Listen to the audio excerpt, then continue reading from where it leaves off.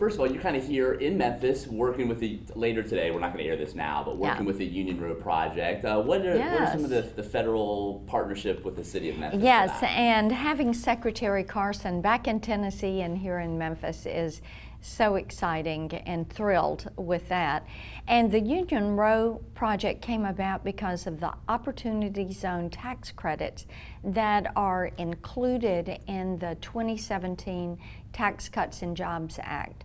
And this is a way for investors to put their money into areas that are ready for rehabilitation and then keep that money there for a 10-year period of time and seek and actually reap those tax advantages, be able to move it out, not pay cap gains.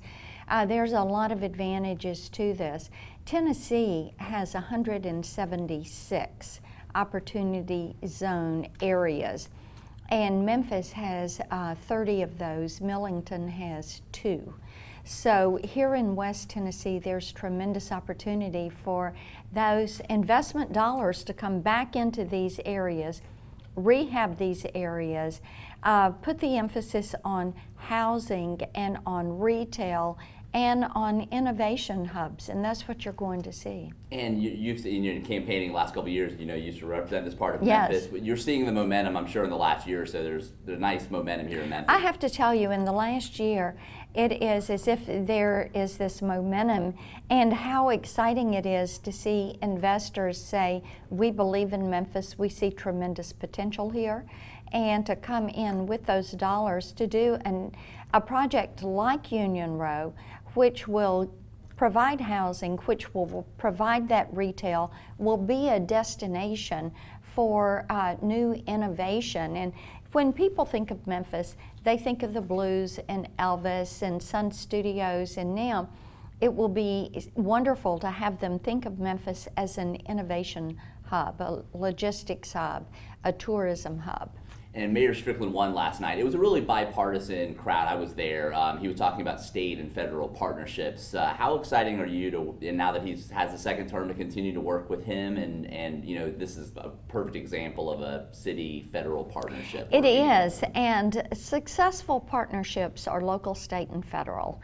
And working together as a team is tremendously important. Working with Congressman Kustoff, as I do regularly, on issues that are so important to Shelby County and to West Tennessee. And we keep a lot of our effort here, and today is a way that shows what good things happen when you have that local, state, and federal, public and private partnership. Now, switching to Congress, I've seen you working with Google. That's been a big topic of yours on Twitter the last few weeks and last months. Why is that such an important issue to you, and what changes might you see with that going on in terms of bias and Yes, tech as companies? chairman of the Tech Task Force there in the U.S. Senate, and that's a bipartisan group, and we're looking at making certain that the online universe stays safe and secure, and that people have the ability to protect their privacy online. What you'll see is we will move forward with privacy legislation, making certain that you, the individual, actually own your virtual you, which is your presence online, that you can own your data and transport your data, that companies have to provide notification when there is a breach, and that we have one set of rules for the entire internet ecosystem with one regulator, and that regulator has the power to enforce those rules and to extract penalties.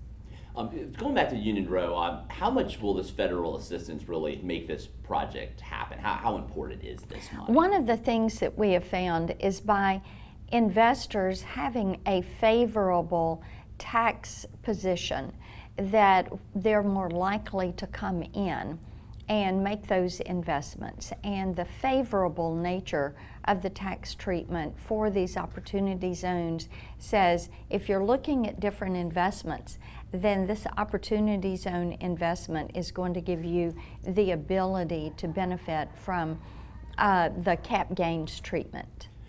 your first year is almost wrapping up in the Senate. Yes. What are some of your big goals? Maybe, I'm sure you'll probably continue on from your year one, but what are some things you would like to put forth in the Senate in year two? Yes, we are continuing our pressure to work on securing the online space.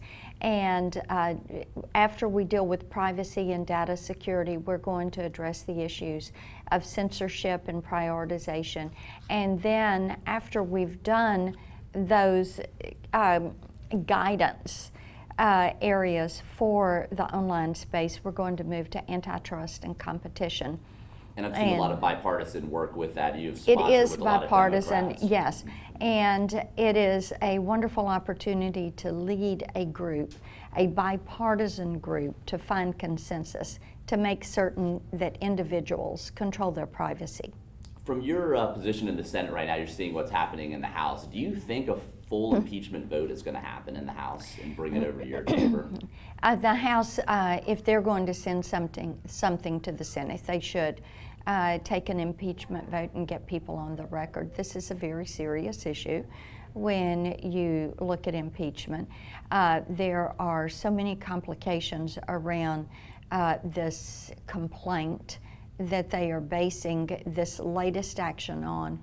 But we have to remember, Brad, that the Democrats had decided before Donald Trump was sworn in that they were going to impeach him. Vanity Fair actually ran an article in December of 2016 talking about the plan and the resolution they were already writing at that point, before Donald Trump became President Trump, in order to impeach him. This has been their goal, and they can't believe he won.